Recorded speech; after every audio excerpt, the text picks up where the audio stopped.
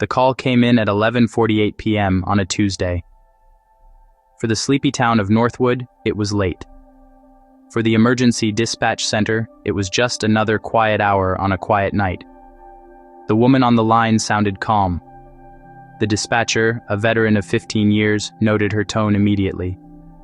It wasn't the frantic panic of a break-in, nor the tearful distress of a domestic dispute. It was a measured, almost detached placidity. Too calm. She said she was calling from inside her house, whispering from the kitchen. She confirmed her address and name without being prompted. She said someone else was there. The dispatcher began the standard protocol, asking for a description, a location within the home. But the woman's answers were evasive.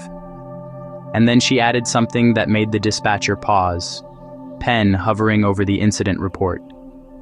A detail so bizarre it defied categorization. She said the person wasn't a stranger. It wasn't a family member. It wasn't even human. It was the house itself. Her name was Laura Bennett. A quick background check was already running as the dispatcher kept her on the line. She was 34 years old, a graphic designer who worked from home. She'd lived in the 2-story colonial for 6 years.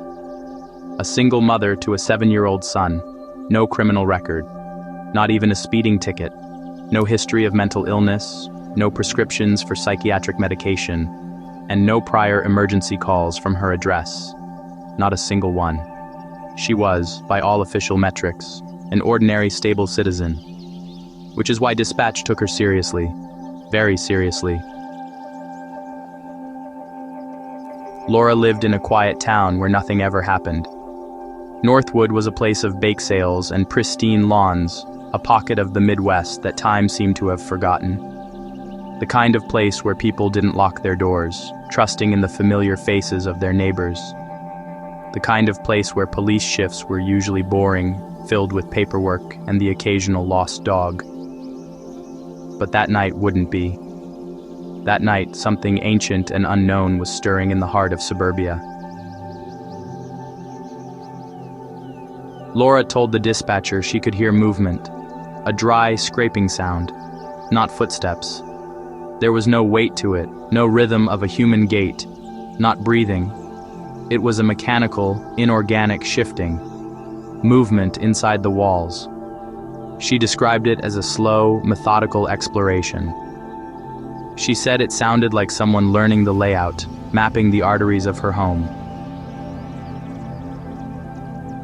The dispatcher asked if she could leave the house. "Is your son with you?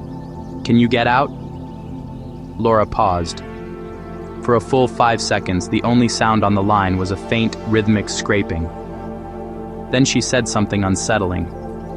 Her voice, still eerily calm, dropped to a near whisper. She said the doors wouldn't open. Not that they were locked, but that they were stuck. "It's holding them shut," she whispered. "From the inside." Officers were dispatched immediately. A 2-man car, Officers Miller and Hayes, took the call. The drive should have taken 8 minutes. The station was less than 5 miles away. It took 12. Because halfway there, every streetlight on Laura's block went dark at once. Not a flicker, not a surge, but a sudden, synchronized death of light.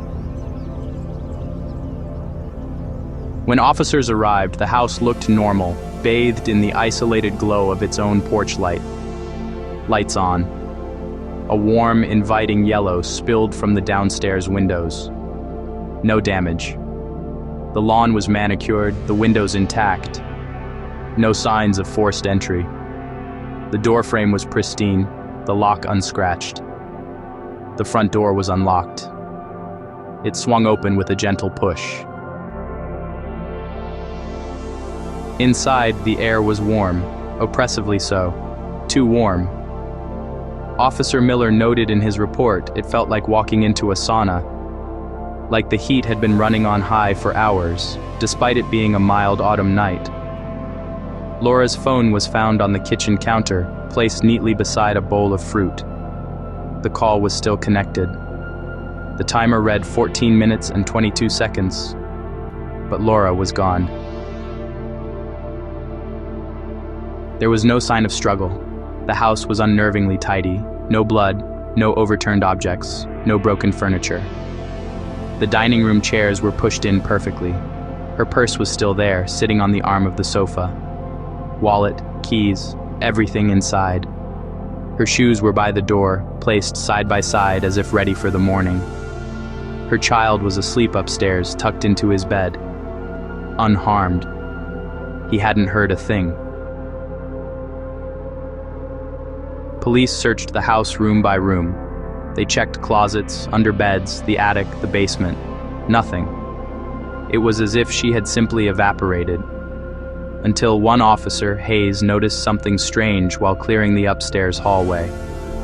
The oppressive heat seemed to be radiating from a specific source. The hallway walls were warm to the touch. Not just warm, but hot, like an oven door. Thermal imaging showed heat signatures inside the walls, inconsistent with plumbing or wiring. Long.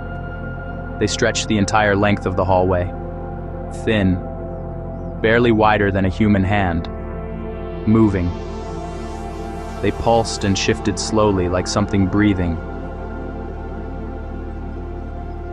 Contractors were called in before dawn, their pragmatic skepticism a stark contrast to the night's strange events. They opened the walls, cutting a neat square of drywall from the hottest section. There was nothing inside, no crawl space. The studs were standard, 16 inches on center. No tunnels, no hidden passages, no animals. No signs of nesting or infestation. Just insulation. Standard pink fiberglass. But the insulation had been compressed. It was matted down in long, narrow channels, as if something had pressed through it, squeezing between the studs. Repeatedly, the fibers were worn smooth, creating distinct pathways that snaked through the entire house. Neighbors were interviewed. Most had seen nothing, but a few recalled odd occurrences over the past few months. One mentioned hearing knocking late at night. Not on the door, he said, but from inside his own walls, as if it were coming from Laura's house through the ground. Another mentioned voices, faint whispers carried on the wind that seemed to have no source. But no one could ever understand what was being said. It sounded like muffled conversation, just on the edge of hearing. Laura's phone records showed something even stranger, a pattern of behavior that investigators couldn't explain. In the weeks leading up to her disappearance, she had made dozens of short calls. All to her own number, she was calling her own voicemail. Most lasted less than 10 seconds, too short to leave a message. It was as if she was just listening. Audio analysts cleaned up the original 911 recording, isolating Laura's voice and filtering out the static. In the background, beneath Laura's voice, there was something else. A faint, almost subliminal sound. A second voice. It was distorted, low-pitched, and guttural, repeating her words. Every phrase she spoke to the dispatcher was mimicked, but slower, dragged out, as if spoken by something that was just learning the mechanics of human speech, like an echo that didn't belong, an echo that was listening and learning, and 3 days later, a call came in to the Northwood police station, from Laura's phone, the same phone sitting in an evidence bag at the station. The signal pinged from inside the same house, the house that was supposed to be empty, sealed, a crime scene. Dispatch answered. The line was open. No one spoke. For several seconds, there was only silence, but the sound was clear. The microphone was picking up ambient noise. Walls shifting, the dry, scraping sound from the first call. A soft knocking, rhythmic, patient. Then Laura's voice, unmistakable, clear and calm, just as it was on the first call. She said one sentence. I learned how to hide. The line went dead. Police returned to the house, this time with a full forensic team. This time the temperature was freezing. The oppressive heat was gone, replaced by a deep, penetrating cold that left frost on the windowsills. Every mirror in the house was cracked, not shattered, but fractured with a spiderweb of fine lines, all from the inside. There was no impact point on the surface. The cracks originated from behind the glass, as if from a pressure within. Behind the bathroom mirror, officers found something carved into the drywall. A message. Scratched into the plaster with something sharp. Written repeatedly, covering the entire space behind the mirror. In Laura's handwriting. Confirmed by comparison with her journals. It lives where we feel safe. The case remains unsolved. Laura Bennett was never found. The house was eventually condemned and demolished, deemed psychologically unsafe for habitation. But construction crews reported something disturbing during the teardown. Even after the structure was gone and the foundation was ripped from the earth, the ground stayed warm, a perfect house-shaped rectangle of earth that refused to cool. People who live nearby say they still hear knocking, coming from beneath the earth of the empty lot, always at night, when the street is quiet and the world is asleep, always slow, a patient, deliberate rhythm, like something waiting to be let back in.